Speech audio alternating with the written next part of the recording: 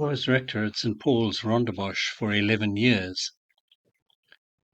For 11 years, I stood at the altar below a beautiful stained glass window and walked past a memorial plaque to Emma and Madeline Nichols, as well as George Robert Nichols, not being fully aware of what it said. The stained glass memorial window also commemorates Emma and Madeline's mother, Mary Ann, and their brother, George Robert, and it is behind the old high altar at St. Paul's in Rondebosch, with the memorial park on the wall in the north transept. Both are of extremely high quality and must have been very expensive. The plaque tells the reader that Emma and Madeline had been drowned while swimming at Kalk Bay. Mary Ann, their mother, and George Robert Nichols, their brother, had died in the colony of the Cape of Good Hope during the 1880-1881 Basuto Rebellion, as it was then known.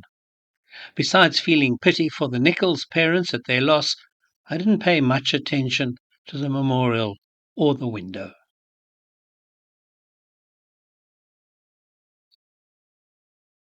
Then in Lent 2012, I decided to present a series of Lenten talks on the stained glass windows at St. Paul's. The east end window above the altar consists of 5 lancet-type windows. The centre one, appropriately for this liturgical season of Easter and for an east end window, shows the resurrected Christ rising from the tomb. In each of the windows on either side, we see 2 figures in biblical type robes with a label in Latin above their heads.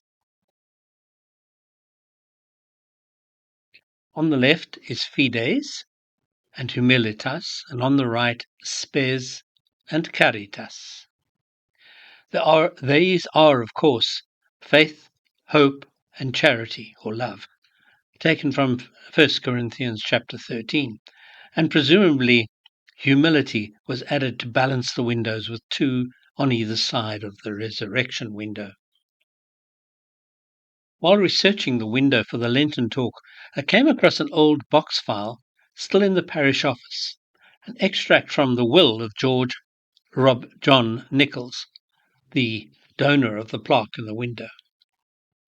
His will states, "And I hereby direct that the said fund shall be known as the Nichols Memorial Fund, and shall be held upon and applied to the following trusts and purposes in memory of my dear wife and our children Emma and Madeline, who were drowned in Kalk Bay, and our son George Robert, who died after I left the colony. That is to say, in the first place, providing and erecting a window in the Rondebosch Church near Cape Town to their memory. As to this, I wish the trustees of this my will to have regard to a separate memorandum which I have made, but which memorandum is not to be taken as part of this will." The separate memorandum as to the memorial window says, "It is my desire and wish, if practicable, that a handsome memorial window be erected in the chancel of Rondebosch Church in memory of my dear wife and our 2 daughters who were drowned at Kalk Bay and were buried in the churchyard adjoining, as well as in memory of our other children who have been taken to their rest. The subject to be faith, hope, and charity in their broadest sense, symbolized under special design, for which the following is to be taken as a guide. In carrying out my views, I wish the features of my wife and daughter to be represented in their design. My wife representing faith, penciled above it, is 49. Emma, charity, penciled in above, 20. And Madeline, penciled in, 14. The design, to bring out as strongly as possible some emblem of devoted faith and unselfish love, and illustrating my wife's leading characteristics, as well as her almost unexampled patience under trying circumstances. Also Emma's self-sacrificing love and courage, as shown in her rushing into the sea in the endeavour to save her sisters, losing her own life in the attempt. I have used the word courage because it was almost her last word spoken to her sisters struggling in the sea, to try and cheer them, and hope applicable to Madeline's hopefulness in looking forward to her home life on leaving school, almost her last conversation with me being on that subject, when she remarked very casually, "I do so love my home," as well as looking to her future home in heaven, which seems to have been constantly present in her mind during her last days on earth. She often quoting and singing, "Day by day the voice saith, Come, enter thine eternal home." 91st hymn in the old edition of Hymns Ancient and Modern. Beneath the window, if erected, a memorial brass to be placed recording in suitable terms that the above window had been erected in terms of my will in loving memory of my dear wife and our 2 daughters taken from us so suddenly, as well as our other children taken to their rest, and should from any cause the window not be erected, I am not prepared to recommend its erection elsewhere. I should still wish that a handsome memorial brass be placed somewhere in the Rondebosch church with suitable inscription as above indicated. Signed, George J. Nichols. The stained glass faces from the window at St. Paul's are shown. I wonder if they are in fact real likenesses of the wife and 3 children of George Nichols. Obviously the figure fides is an older woman, so are the others, also merely representations with artistic license. The window face of Mary Ann Nichols shows an older motherly type of lady, which gives an impression of faithfulness. And the other 2 girls show their ages of 22 and 15 years, but also show their characteristics of hope and love. We have no picture of George Robert Nichols, who died serving in the colonial forces in the Basuto Rebellion of 1880-81. He was 26 when he died. Our previous chairperson, David Slingsby, showed me a chapter from the biography of the Ardern family, The Arderns and Their Garden, a Family Chronicle, by Ardern Treadgold. The book describes the tragedy when Emma and Madeline drowned. David sent me a copy of the message, but even such halcyon summer days had their tragedies. On January the 8th, 1874, Mr. George John Nichols, a banker and shipper of Cape Town, took his 3 daughters, Emma, 22, Madeline, 15, Edith, 13, for an early morning bathe on the beach that is now called Nichols or Danger Beach. The second name is well deserved, for the beach is shelves steeply and there is often a strong backwash. That morning, the backwash caught all 3 girls, and hampered by their heavy bathing costumes, they were swept helpless out to sea. Their father, who could not swim, rushed frantically up the beach, calling out that his daughters were drowning and that he would give £10,000 to anyone who would save them. Henry Ardern and Henry Beard, who were just getting into their Cape cart to drive to Wynberg when they heard the shout for help. Ardern dashed to the house of Mr. Abram Auret, who, with his eldest son, was already on the stoop from where they could see the drowning girls. Mr. Auret jumped into the cart with the 2 other men, and they whipped up the horses and galloped to the harbour at Kalk Bay. "A boat! A boat!" they shouted. "3 ladies are drowning." A Malay, Salih Gafoor, immediately offered his boat. The men jumped in and rowed as fast as they could to the drowning girls. Only one of them, Edith, was still conscious when they reached her, and as Ardern caught hold of her to pull her into the boat, she gasped, "Please hold me tight, and don't drop me into the water again." Ardern and Beard then pulled Madeline in, but they could see that was barely a spark of life left in her. Ardern held her in his arms to try and revive her, but she died before the boat reached Kalk Bay.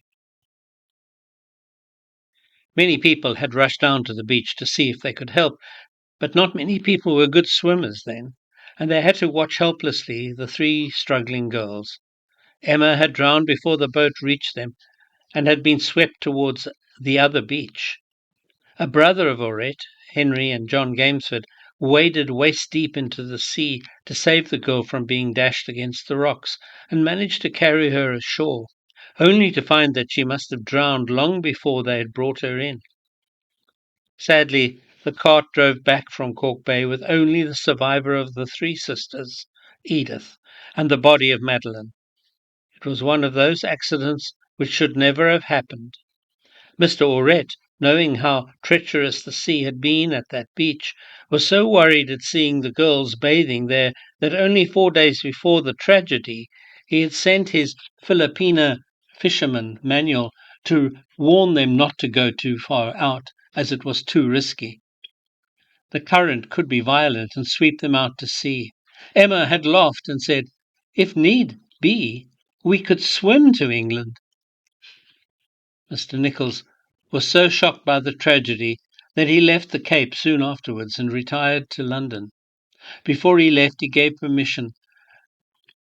pension to fisherman Salih Gafur, who had rowed his boat to the rescue, and presented a font to the English church at Kalk Bay. There also a memorial to the girls and a stained glass window in St. Paul's Church, Rondebosch. Not many remember how Nichols Beach got its name, but every year a number of people in poor circumstances have reason to be grateful to Mr. Nichols, who was a very wealthy man, and his will he left £20,000, that's 10% of his estate, for a fund, the interest of which was to be paid annually in Cape Town to persons of genteel birth who had fallen on hard times. Madeleine and Emma were buried at St. Paul's graveyard. But who was George John Nichols? Obviously, from the high-quality window and plaque, as well as the generous bequest mentioned above, he must have been very wealthy. Like so many ancestors we find in the Cape in the 19th century, George J. Nichols is listed as being a merchant. A little bit of internet research brought forth an interesting history. George John Nichols was born on the 2nd of June 1819, the son of William and Frances Nichols of 78 Moffat Street, City Road, London. He was baptized at St. Leonard's, Shoreditch, on the 27th of June, and his father is described as gentleman, implying that he was a man of means, not in trade or other professions. George Nichols came to the Cape in August 1841. He must have been 22 years old. By December 1841, he had set himself up in business in Grahamstown in partnership with the well-known Cape Town merchant company A. Japini and Company. While in Grahamstown, George Nichols married Mary Ann Hedden at the Grahamstown Cathedral on the 7th of October 1843. The register states that she was a spinster of this parish, of full age, residing in Grahamstown. She was literate, in other words, she was able to sign the register herself, and the witnesses to the marriage were Arthur Seal, Emily Ogilvie, and Jabez Hart. In 1844, Nichols' business moved to Mossel Bay, but closed a year later, and the Nichols family returned to Grahamstown. While still in Mossel Bay, a son, Charles Edward Nichols, was born, 21st of August 1844. This was to be the start of a family which would have 15 children over the next 20 years. Back in Grahamstown, Nichols was supported by another well-known merchant from the Cape, Hamilton, Ross and Company. They were listed as merchants in High Street, 1849, and New Street, 1853. In 1854, the Nichols family moved to Cape Town and set up the firm Porter, Nichols and van der Bijl, with Francis Porter, a parishioner of St. Paul's, was also brother of William Porter, Attorney General of the Cape, after whom Porter's Reformatory is named. The van der Bijl was Francis Porter's brother-in-law. In 1856, the partnership was dissolved and the Nichols went into business on his own account. He appears in the Cape Almanac from 1861 to 1868 at various addresses in Castle Street. I'm not sure if he moved through all these addresses or whether the numbers themselves altered. He was variously at 2, 3, 4, and 6 Castle Street. He is also listed as a resident at Rondebosch. In the 1875 edition of the Cape Almanac, his profession is now given as Manager, Colonial Bank, resident of Rondebosch. In 1875 was the year after the tragedy at Kalk Bay and the year in which George John Nichols and his family returned to the UK. George Nichols' wife, Mary Ann, died 16th of October, 1877. She was 49 years of age. The 1881 UK census shows George living with 5 unmarried daughters, his sister Eliza and his youngest son Alfred Maymer Nichols at 72 Holland Road, Kensington. In the 1891 census, it shows the same household except that Alice Florence has now gone. In 1901 census, the list of those children still living with the father is given, and they're now living at 8 Courtfield Gardens, Kensington. On the 29th of September 1907, George John Nichols died in Kensington, leaving effects to the value of £221,235 9 shillings and threepence. To his 2 spinster daughters, Louisa Frances Mary and Anne Jarvie Nichols, he gave all his estate, besides the charity trust that he set up.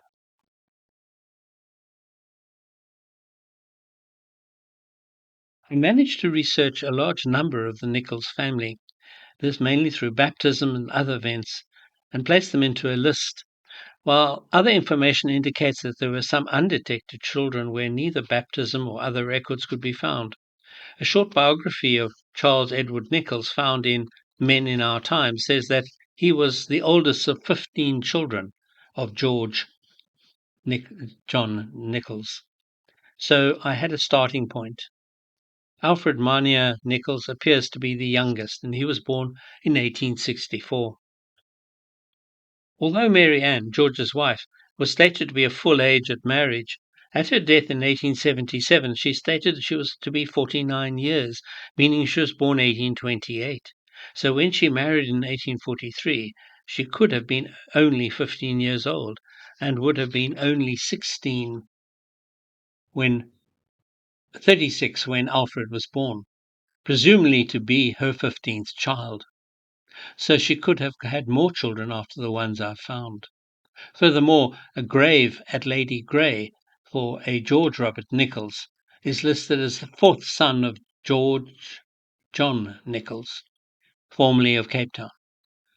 Has on its stone that George Roberts was in his 27th year and died in 1881, which means he was born in 1853-54.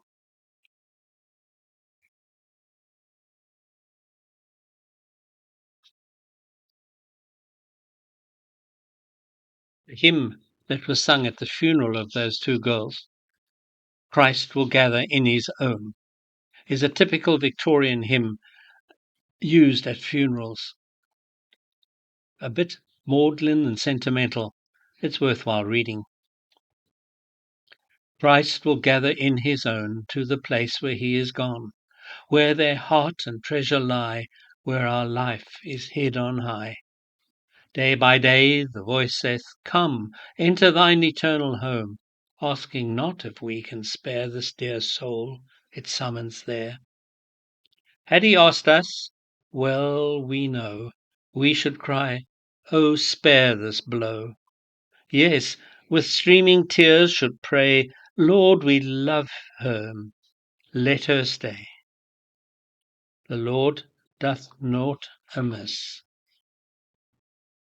And since he hath ordered this, we have naught to do, but still rest in silence on his will. Many a heart no longer here, was all too inly dear. Yet, O love, 'tis thou dost call, thou wilt be our all in all.